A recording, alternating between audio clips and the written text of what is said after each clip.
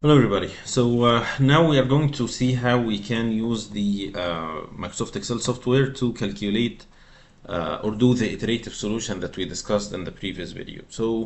Um, I put the equations here so we don't go back and forth between the Excel file and the PowerPoint presentation. I'm going to go step by step.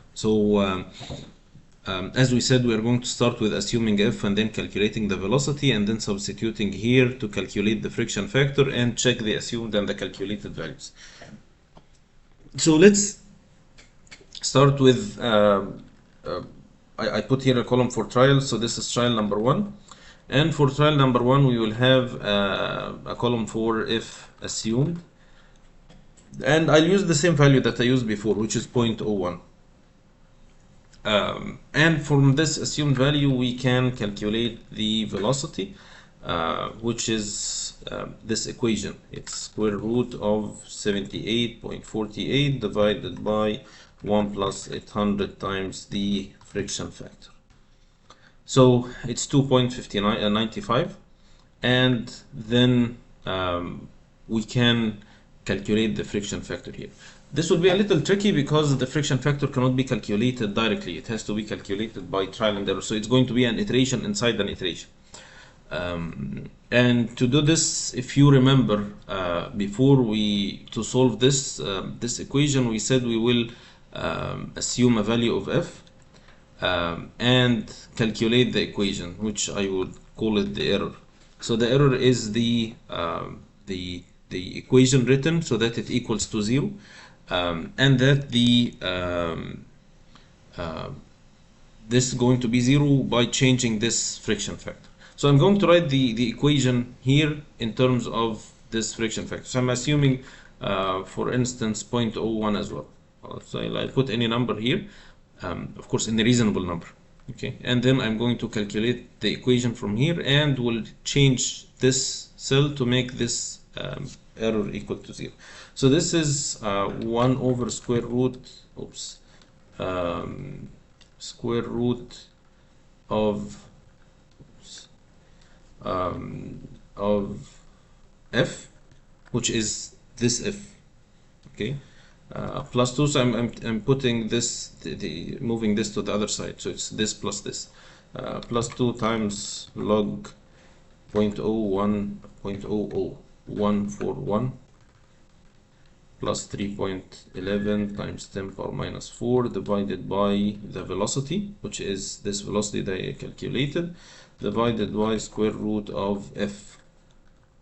And now we close the bracket, and that's it. So this is, of course, the value that I assumed is not right, so the equation is not 0. And if you remember, we also did a simple trick, which is maximizing the error to make it produce more accurate result. So here what we can do is we will go to data and do what if analysis, goal seek, and I want this error to be equal to 0 by changing the friction factor, and it changed the value so that the friction factor now is 0.0342.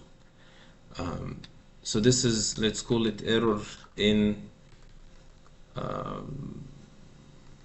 or let's say it f equation, just to make sure it's not going to confuse us. So if you compare this number and this number, you'd see that they're not the same. So one thing you can do is to calculate the error in f, which is the or let's call it the difference in f, which is difference between the calculated and the assumed value.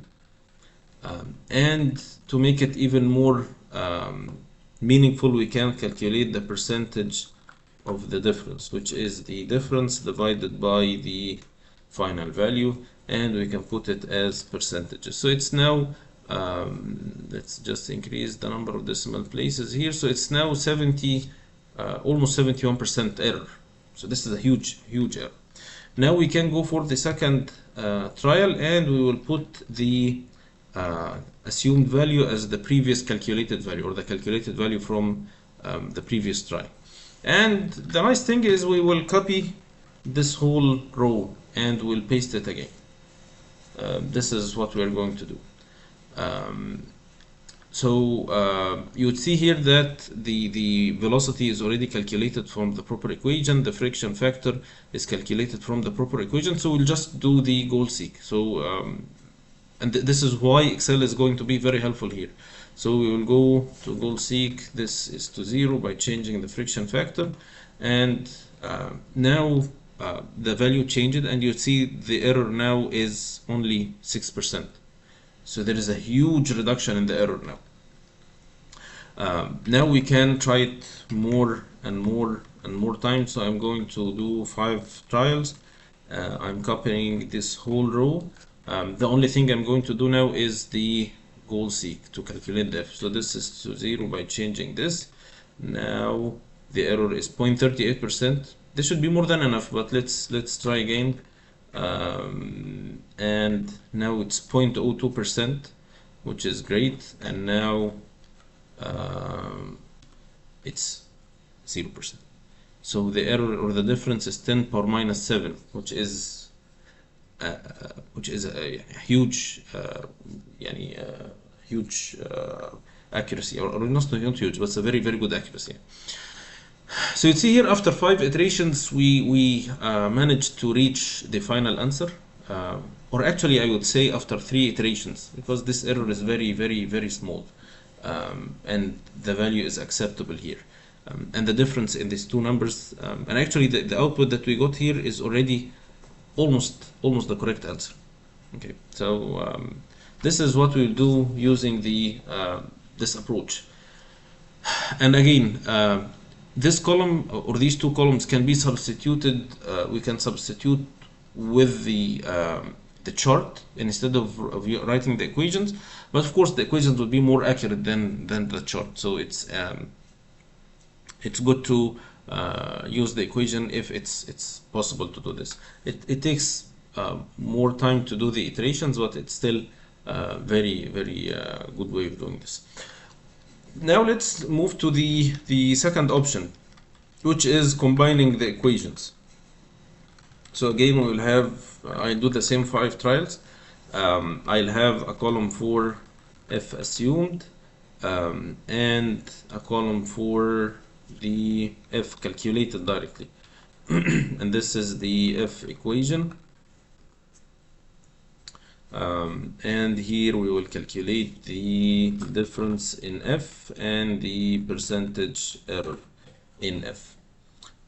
So I'll start with the same number, which is 0.01, and now the only difference is that the equation is going to be directly calculating this f from this f. It's going to be a long equation, but still it's doable. 1 over square root f plus 2 times log 0.00141 plus 3.11 times 10 power minus 4 divided by square root 78.48, and keep in mind that you have to be very careful with the brackets. 1 plus 800 times f, and now this is square root, and then this is square root of f as well, and this is inside the log, so we closed this whole bracket, and as I told you before, this is an error, so we can multiply it by a big number to make it 0. So I did a mistake here. No, so I didn't make any mistake, or I did a mistake actually, that this equation should be calculated from here. So I should put any number here. Let's say 0.015, for example. Okay, and this should be 0 by changing this. So this is the calculated and the assumed value. So I'll go to goal seek. This is 0 by changing this, and it's 0.03625, which is yeah, it's close to the number that we got from here. There is again, there is a possibility that you make a mistake with the calculation, so it's always important to double check the calculations. So it's 1 over square root of plus 2 log 0.0141 plus 0.000311 over square root 78.48 divided by 1 plus 800 f. This is over square root f. Okay, so we'll see. So now the difference in f is the f calculated minus f assumed, and the error is this divided by the f calculated, and we will make it a percentage. There is some difference in numbers, which makes me feel that there is something wrong in the equation here. I'm not sure. Maybe it's not.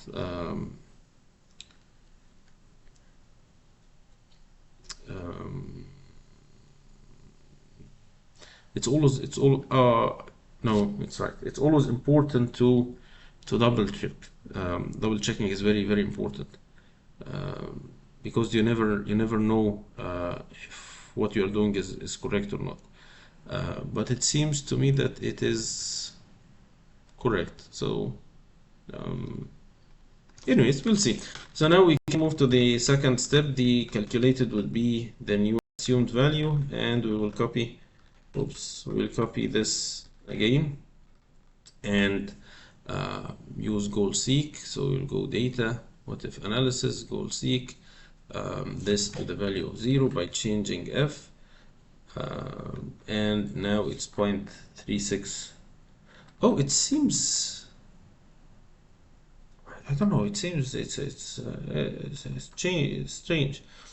365, so it already reached the third iteration from the maybe because I'm not sure. I'm not sure why. Maybe because I multiplied this by a big number, so it made it more accurate.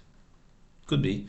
But anyways, so we reached it's interestingly very accurate result that we got here. It's almost the same thing, which is interesting. So the last number we reached is 0.036525, and we got 0.036525 from the first trial, which is interesting. Anyway, so yeah, it might be because it's one equation. It can, well, it makes sense now because it's only one equation, so it's going to reach the final answer in one trial. And this is actually what we did before, so yeah, it makes sense now. So yeah, using this, and this is what we said. Yeah, this is what we said before, that you don't need to do iterations. It's just in one trial you can get the answer. So it's getting the answer actually. We got the answer. Yeah, I'm sorry, I forgot this point, but it's good that we got it here. So anyways, these are the two ways you can do this. I personally like this method more because it reduces the possibility of making mistakes in the derivation of equations, but both are fine.